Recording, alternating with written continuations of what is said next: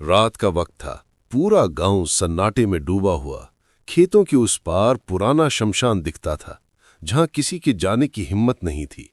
कहते हैं वहां हर अमावस्या की रात एक लाल दिया अपने आप जल उठता है। लोग मानते थे कि वो दिया आत्माओं का रास्ता दिखाने के लिए नहीं, बल्कि किसी को बुलाने के लिए जलता है। शंकर, गांव का जिद्दी लड़का, इन बातों पर हंसता था। एक शाम चाय की दुकान पर उसने कहा, भूत वूत कुछ नहीं होता, कल जाकर बुझा दूंगा उस लाल दिए को।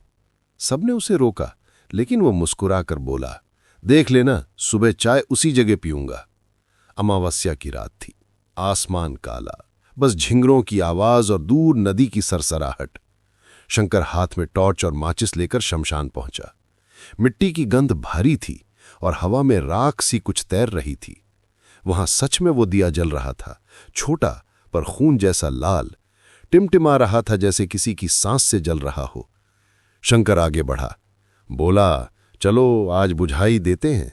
उसने हाथ बढ़ाया, मगर लौ नहीं बुझी, उल्टा और तेज हो गई। टॉर्च अपने आप बंद हो गई। अब बस लाल रोशनी में उसका चेहरा दिख रहा था। पीछे से किसी के हंसने की धीमी आवाज आई। वो पलटा, कुछ नहीं। फिर जमीन से फुसफुसाहट, क्यों आया है यहां?